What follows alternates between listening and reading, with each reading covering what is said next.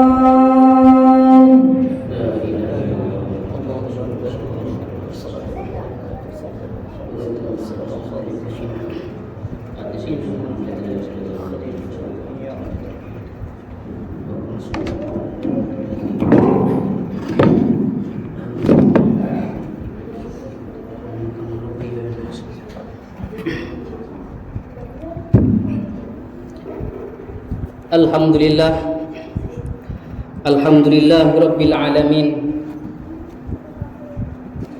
hamdan yuafi ni'amahu wa yukafi mazidah. Ya Rabbana lakal hamdu kama yanbaghi li jalali wa li 'azimi sultanik. Ashhadu an la ilaha illallah wahdahu la syarika lah, wa ashhadu anna sayyidana Muhammadan 'abduhu wa rasuluh alladzi la nabiyya ba'dah. Allahumma salli wa sallim wa barik ala sayyidina wa maulana Muhammadin wa ala alihi wa sahbihi ajmain. Amma ba'du, faya ibadallah, usikum wa iyaya bitaqwallah faqad fazal muttaqun. Qala Allah Ta'ala fi kitabihil karim, a'udzu billahi minasy syaithanir rajim. Ya ayyuhalladzina amanu taqullaha haqqa tuqatih wa la tamutunna illa wa antum muslimun. Wa qala fi ayatil ukhra, ya ayyuhalladzina amanu ya ayyuhalladzina amanu taqullaha wa qulu qawlan sadida yuslih lakum a'malakum wa yaghfir lakum dhunubakum wa may yuti'illaha wa rasulahu faqad faza fawzan 'azima. Shadaqallahul 'azim. Ayyuhal hadirun, para sidang Jumat yang dirahmati Allah. Allah Subhanahu wa taala menjadikan perintah-perintahnya di dalam Al-Qur'an serta larangan-larangannya berkaitan dengan imannya seseorang kepadanya. Sehingga sahabat Abdullah bin Abbas menyebutkan, ketika Allah sudah memerintah atau menyebut kita sebagai orang-orang yang beriman, dalam bahasa Al-Qur'annya dipanggil dengan sebutan ya ayyuhalladzina amanu. Allah tidak manggil dengan sebutan ya ayyuhan nas atau ya ibadi, tetapi dipanggil dengan sebutan wahai orang-orang yang beriman. Kata sahabat Abdullah bin Abbas, maka siapkanlah telinga kalian, karena Allah akan merintahkan sesuatu untuk kalian atau Allah akan melarang sesuatu dari kalian. Perintah dan larangan Allah hanya diberikan kepada orang-orang yang beriman, yang percaya bahwa Allah adalah Tuhan. Karena dengan iman inilah seseorang dapat memberikan kekuatan untuk meningkatkan kualitas takwa. Karena dengan iman inilah seseorang dapat mendorong untuk menganalisa sesuatu.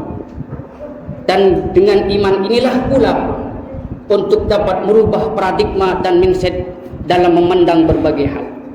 Artinya, bagi orang yang beriman, ketika dia menyisihkan atau bersedekah sebagian hartanya, maka dia yakin harta yang diberikan tidak akan mengurangi angka nilai harta yang dimilikinya. Secara logika pandangan mata, ketika harta dibagikan, maka tentu akan mengurangi angka nilai harta yang dimilikinya. Tetapi bagi orang yang beriman, ketika bersedekah dia yakin ma naqasat shadaqatun min mal, bahwa harta yang dikeluarkan, yang disedekahkan tidak akan mengurangi angka nilai harta yang dimilikinya. Wa ma zadallahu ta'ala, justru Allah akan menambah harta dan kekayaan itu. Kalaulah bukan karena iman pula, ibu daripada Nabi Musa alaihissalam tak mungkin dan tak mau menghanyutkan bayinya ke sungai Nil. Bagaimana dapat memberikan keselamatan bayi yang baru dilahirkan, ditaruh, dihanyutkan di dalam sungai, lalu kembali kepada pangkuannya? Jangankan ditaruh di sungai Nil, dirawat, dilindungi, dibentengi, dijaga oleh sendirinya, belum tentu memberikan keselamatan dari pasukan-pasukan Fir'aun laknatullah pada saat itu untuk menyembelih anak bayi yang laki-laki yang dilahirkan. Tetapi ketika Allah berfirman, memberikan wahyu kepada ibu Nabi Musa, wa auhayna ila ummi Musa an ardi'i fa idza khifti alaihi fa'alqihi fil yam wa la takhafi wa la tahzani inna radduhu ilaik wa ja'iluhu minal mursalin. Kata Allah, dan kami wahyukan kepada ibu Nabi Musa, susuilah anakmu ini, rawatlah dia, jagalah dia.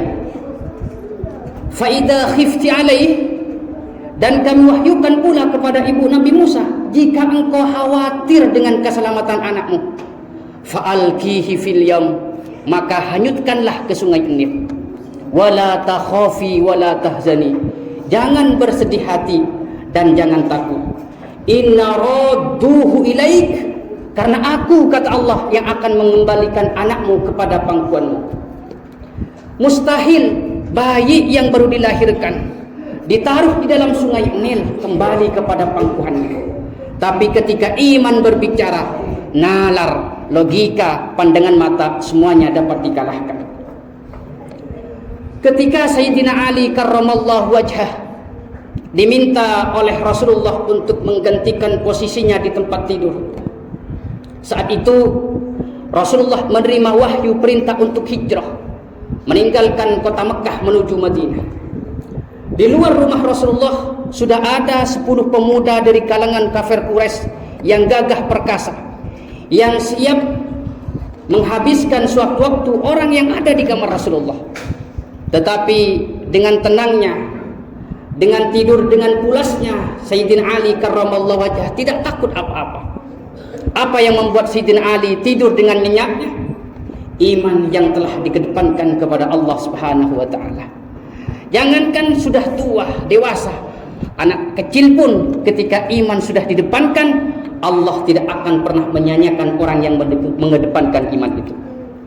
Demikian sama terjadi kepada kita saat ini, jemaah sekalian rahimakumullah. Saat kita telah mendengarkan atau sampai kabar gembira bahwa kedatangan bulan Ramadan sebentar lagi akan menjumpai kita. Apakah kita menyambut Ramadan itu dengan akal nafsu kita atau dengan iman karena Allah Subhanahu wa taala? Kalau kita menyambut bulan Ramadan dengan nafsu dan akal kita, tentu kita tidak bahagia dan gembira, gelisah. Tetapi ketika Ramadan itu datangnya disambut dengan iman, maka kegembiraan dan bahagia yang ada. Oleh karena itu, kedatangan bulan Ramadan yang sebentar lagi itu, siapkan iman kita dari sekarang dengan tanam niat untuk menghidupkan bulan Ramadan dengan amal yang baik. Karena iman dengan amal yang baik itu tidak bisa dipisahkan, harus berjalan dengan secara bersamaan. Tak mungkin, mohon maaf, orang yang ahli maksiat, mabuk, berjudi, dia tidak berhenti umpama di bulan Ramadan, maka dia dikatakan dia ahli orang yang beriman kuat. Tidak mungkin.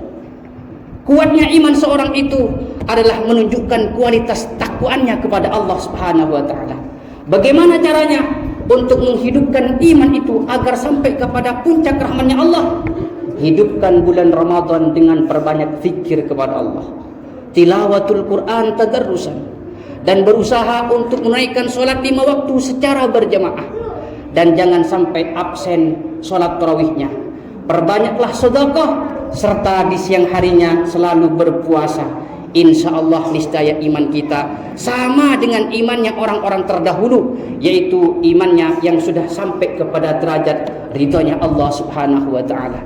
Barakallahu li wa lakum fil Qur'anil azim wa naf'ana wa iyyakum min ayati wa dzikril hakim wa taqabbalallahu minna wa minkum tilawatahu wa innahu huwas samiul alim. Aqulu qawli hadza fastaghfirullahal azim innahu huwal ghafurur rahim.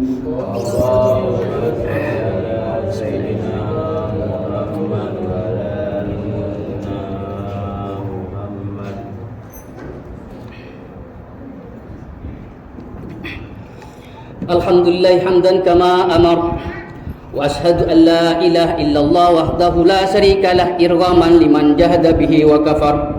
Wa ashhadu anna sayyidana Muhammadan abduhu wa rasuluhu ad-da'i ila ridwanih. Allahumma salli wa sallim wa barik ala sayyidina Muhammad wa ala ali sayyidina wa maulana Muhammad. Faya ibadallah, Allahumma izzal Islam wal muslimin wa ahlika al-farqa wal musyrikin wa ahli kalimataka ila yaumiddin. Allahumma aminna fi durina wa aslih ulatu umurina waj'alillahumma wilayatana fi man khafaka wattaqak. Allahumma ighfir lil muslimina wal muslimat wal mu'minina wal mu'minat al ahya' minhum wal amwat bi rahmatika ya wahibal atiyat.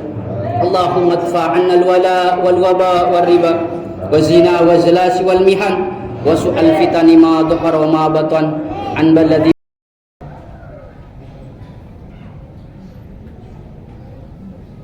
Allahu akbar, Allahu akbar, asyhadu an la ilaha illallah, asyhadu